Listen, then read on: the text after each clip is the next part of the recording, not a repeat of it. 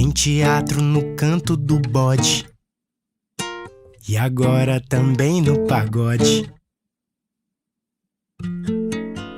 Que somente os dementes, os loucos, os teatros, os corações, os quixotes, os palhaços.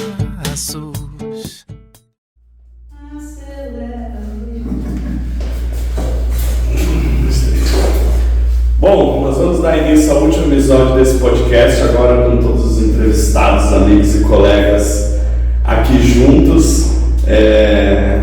Enfim, é uma conversa, né? É engraçado que, de certa forma, todas as nossas trajetórias, em algum momento da vida, se engrenaram, nós não estamos desconhecidos aqui, estamos entre amigos.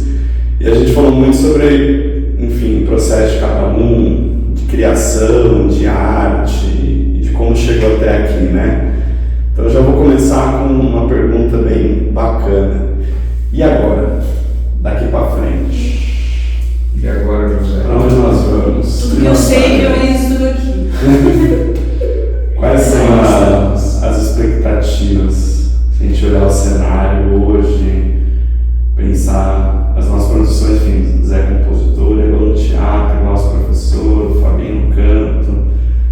Como é que vocês estão pensando as projeções?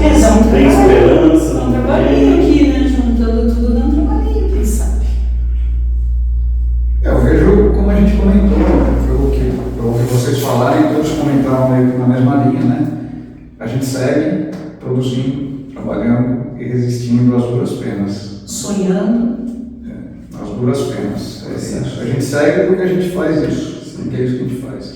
Outro dia me perguntaram qual o seu sonho hoje. E eu descobri que eu não estava sonhando. Me fez muito mal isso. Então, bora acelerar ali, né? Esse sonho. Bora tirar alguma coisa, né? Isso. É complexo assim, porque, igual eu estava falando lá na minha entrevista, acompanhando de vocês, são tempos muito adversos, né? Muito adversos. Muito. Assim, parece que você caminha um passo e volta 3, volta 4, né? E eu não sei assim, eu falei do teatro, né? Mas como é que tá o público na música?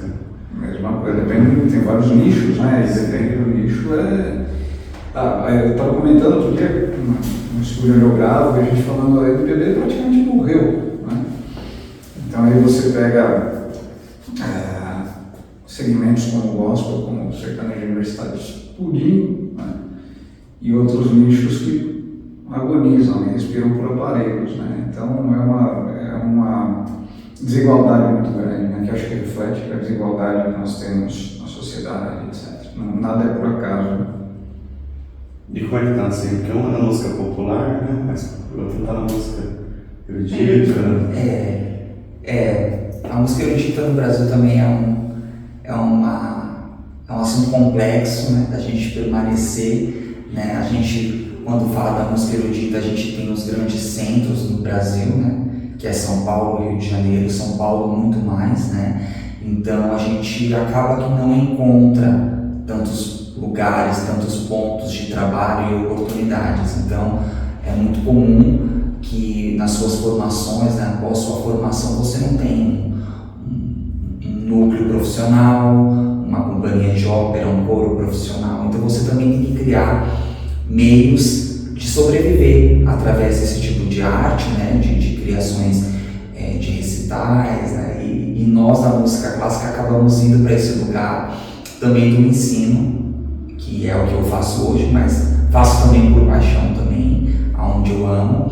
E acho que o desafio é juntar pessoas que queiram fazer, criar conexão, né? A gente tem um tipo de ensino no Brasil de música muito tradicional, europeu, né? De uma construção de técnica não só de voz, mas de instrumento, muito do individual, né? Então a gente fica se questionando como trabalhar isso a partir do coletivo, onde grupos também independentes sejam criados, né? A música erudita, ela tem uma ligação muito forte com o Estado, né? Então, se você você não tem um Estado por perto, é muito difícil você ter musculatura para permanecer, né, fazendo esse tipo de arte, né? É um tipo de canto que tem passado por diversas mudanças, né, no que se dizia no século XIX, XVIII, para trazer para os dias de hoje, mas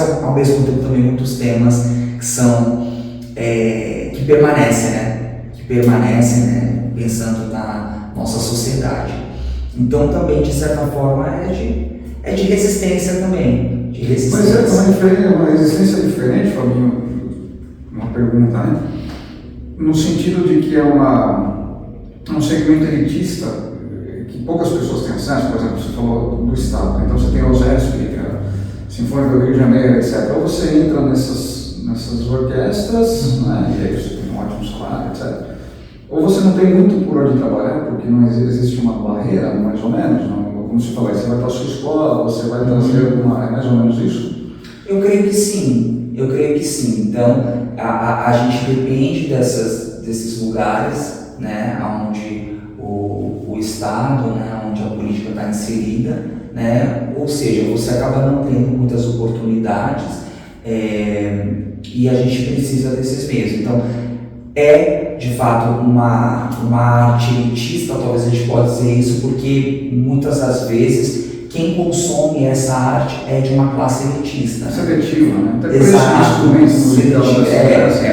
Se você vai estudar, você tem que pagar por um instrumento que é muito caro, por exemplo, carro. Né? Exato. Então você tem muitas, apesar de que quando você vai para as orquestras, né, profissionais ou de estudantes, né, você vê também um público muito, é muito comum você também encontrar pessoas periféricas, né, que vieram. Isso é recente, né?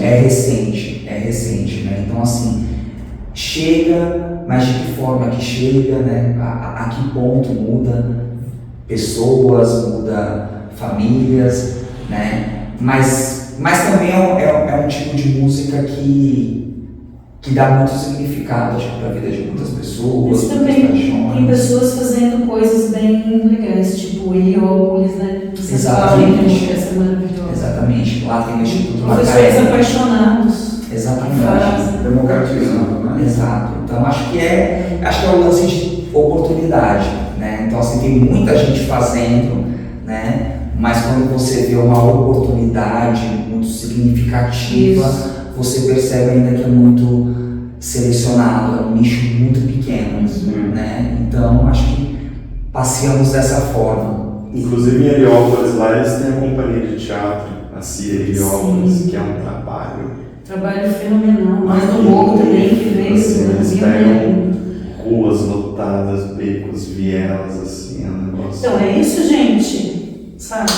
É botar paixão na frente, grupos e grupos e grupos, diretores, pelo amor de Deus. Teatro na escola é muito importante, a arte em si, a música na escola é muito importante.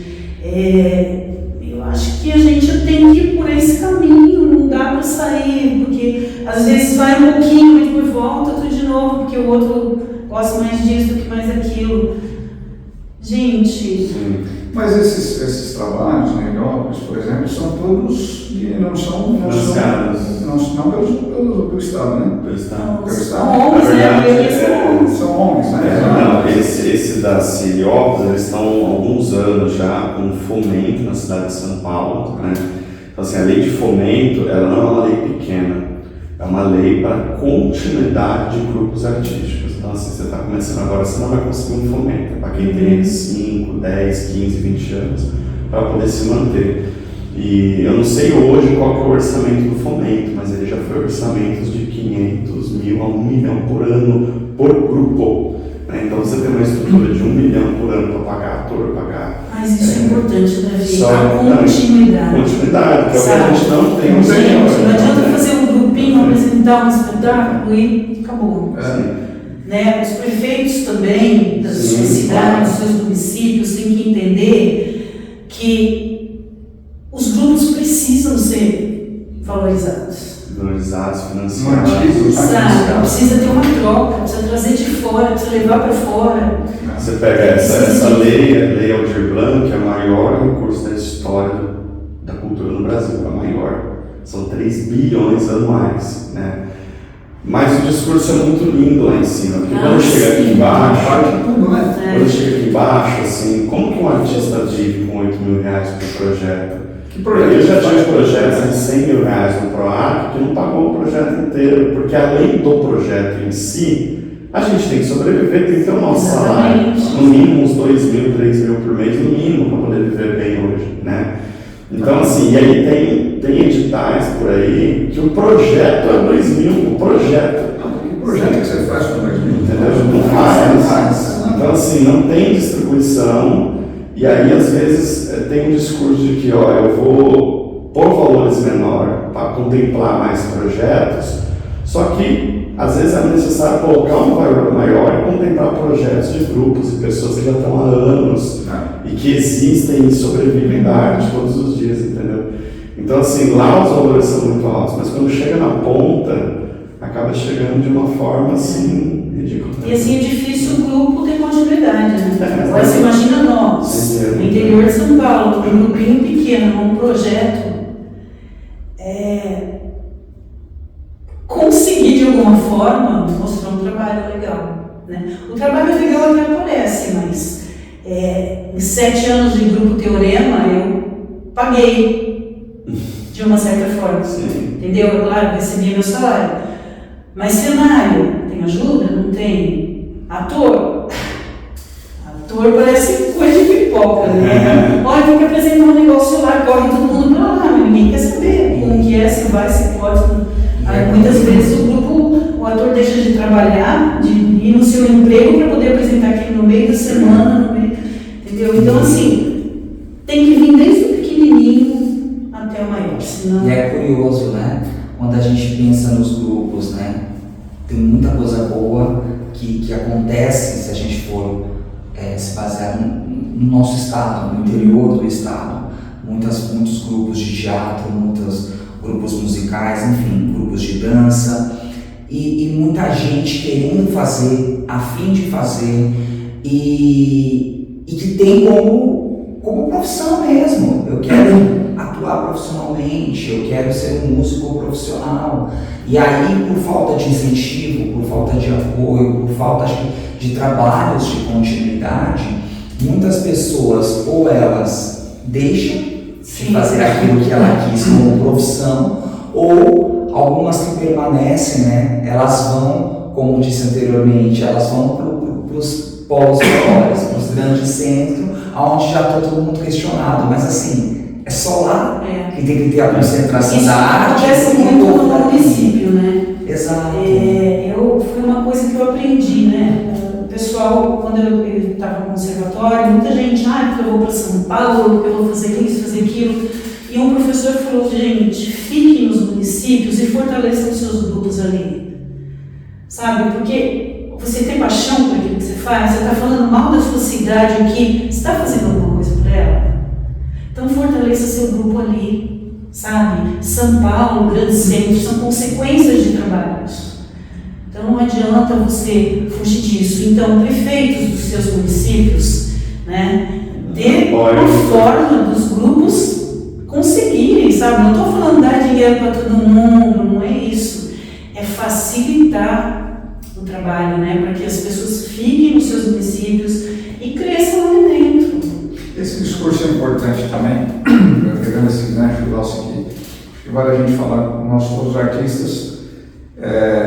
Existe essa ideia falsa em muitas pessoas ainda de que a arte não é trabalho, de que a arte, investir em arte é jogar dinheiro fora. Exatamente. Então a gente precisa desmistificar isso. É importante falar o quanto que a arte gera emprego, gira a economia, faz as coisas rodarem, etc. E desmistificar isso, né? Porque isso é usado inclusive em campanhas, né? E é um perigo, quer dizer, a gente vai ficando cada vez mais marginalizado, exatamente, né? Vai sendo visto pela própria sociedade de fato como vagabundos, quer dizer, não, você não faz, você só canta ou você trabalha, né? Exato. Então, acho que é importante a gente sempre bater nessa tecla, né? Lembrar que não, que é uma profissão como qualquer outra, né? E que faz a economia girar. Nem sempre foca a fama, né? Foca para chegar no que ele faz. Somos da classe operária. Totalmente. Total. E é isso. Outra coisa que muita gente fala, né, a dificuldade no município que eu vivi, eu agradeço muito porque fui muito bem acolhida neste município, um teatro, um prédio de teatro para uma cidade é muito importante. Não para o ator, entendeu? O ator apresenta em qualquer lugar, ele faz o palco dele em qualquer lugar. Mas um teatro é um captador de recursos, sabe? Os prefeitos precisam entender isso, é importante. Não é só para quem faz teatro, só para quem faz música, é para toda a comunidade. Tá? Então tem um gasto, reconheço, é um gasto grande, tem manutenção, mas é um grande captador de recursos, só ser bem administrado. É um investimento. Enfim, é isso. Eu acho que reunir artistas por 10 minutos... É chorar. Mas é gostoso, né? A gente sabe fazer isso, né? Então a gente continua fazendo.